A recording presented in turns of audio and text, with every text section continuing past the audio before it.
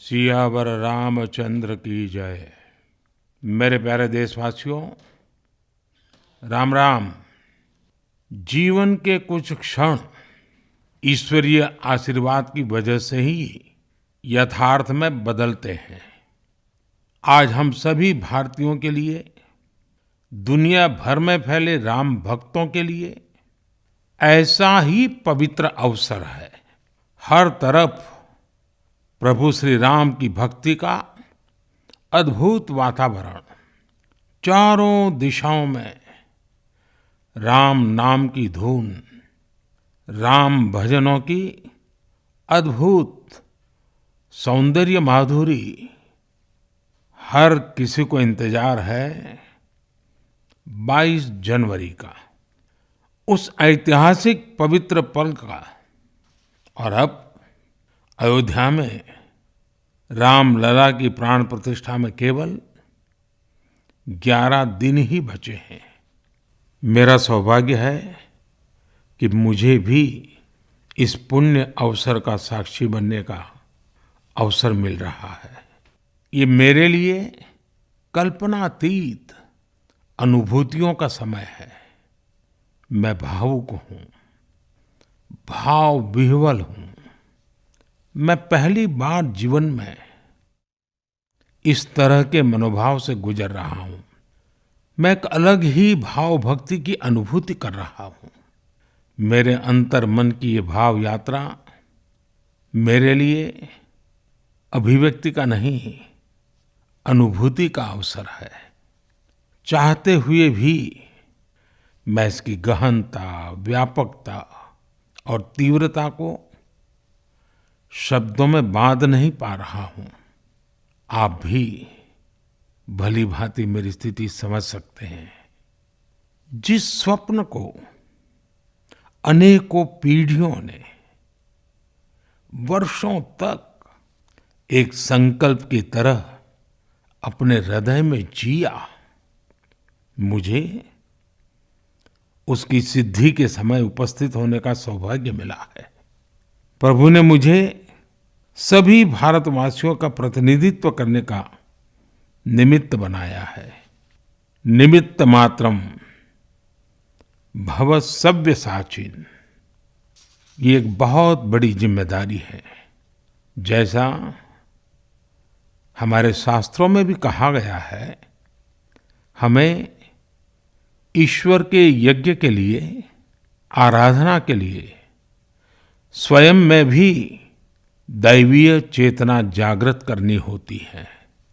इसके लिए शास्त्रों में व्रत और कठोर नियम बताए गए हैं, जिन्हें प्राण प्रतिष्ठा से पहले पालन करना होता है।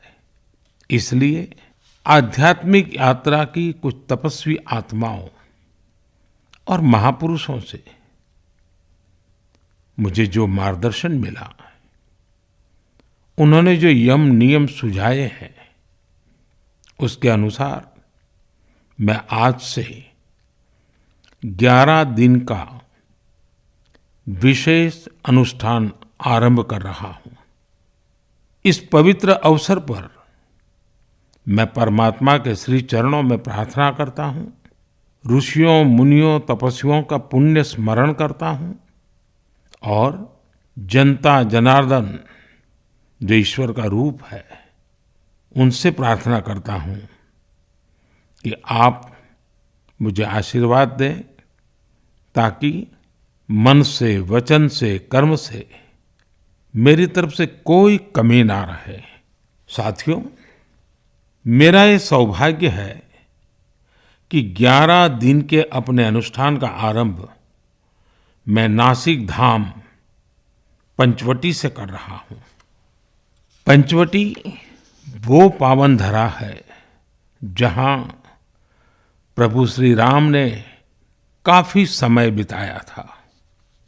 और आज मेरे लिए एक सुखद संयोग ये भी है कि आज स्वामी विवेकानंद जी की जन्म जयंती है। ये स्वामी विवेकानंद जी ही तो थे जिन्होंने हजारों वर्षों से आक्रांतित भारत की आत्मा को झकझोरा था। आज वही आत्मविश्वास भव्य राम मंदिर के रूप में हमारी पहचान बनकर सबके सामने है।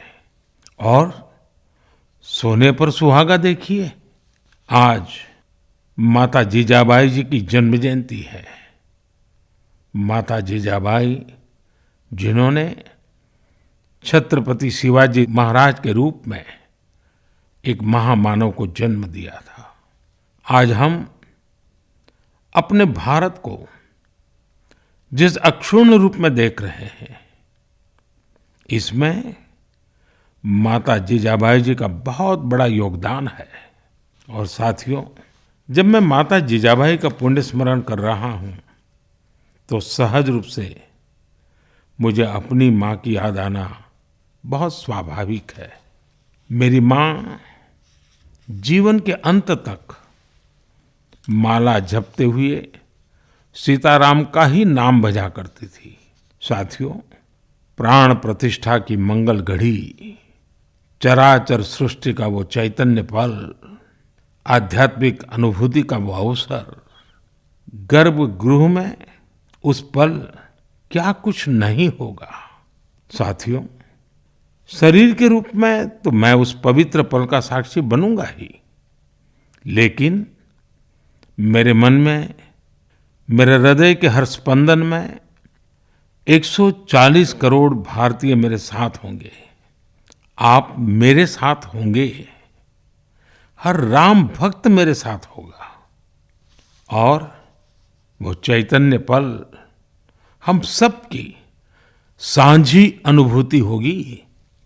मैं अपने साथ राम मंदिर के लिए अपने जीवन को समर्पित करने वाले अनगिनत व्यक्तित्वों की प्रेरणा लेकर जाऊंगा।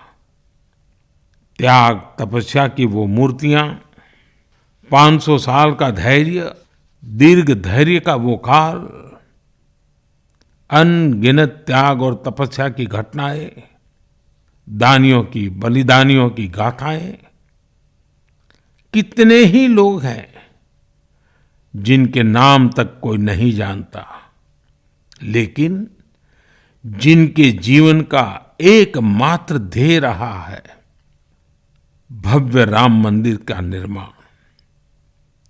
ऐसे असंख्य लोगों की स्मृतियां मेरे साथ होगी। जब 140 करोड़ देशवासी उस पल में मन से मेरे साथ जुड़ जाएंगे और जब मैं आपकी ऊर्जा को साथ लेकर गर्भगृह में प्रवेश करूंगा तो मुझे भी एहसास होगा कि मैं अकेला नहीं, आप सब भी मेरे साथ हैं।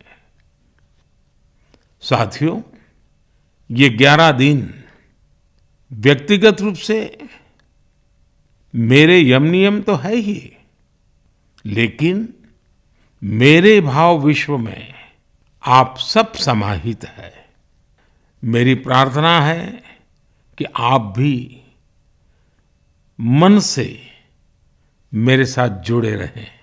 रामलला के चरणों में मैं आपके भावों को भी उसी भाव से अर्पित करूंगा जो भाव मेरे भीतर उमड़ रहे हैं। साथियों, हम सब इस सत्य को जानते हैं कि ईश्वर निराकार है, लेकिन ईश्वर साकार रूप में भी हमारी आध्यात्मिक यात्रा को बल देते हैं।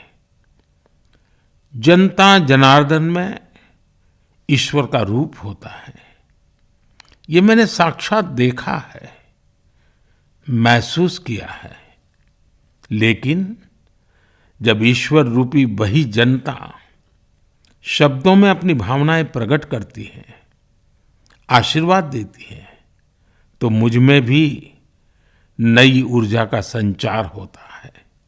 आज मुझे आपके आशीर्वाद की आवश्यकता है, इसलिए मेरी प्रार्थना है कि शब्दों में, लिखित में अपनी भावनाएं जरूर प्रकट करें मुझे आशीर्वाद जरूर दें। आपके आशीर्वाद का एक एक शब्द मेरे लिए शब्द नहीं, मंत्र है।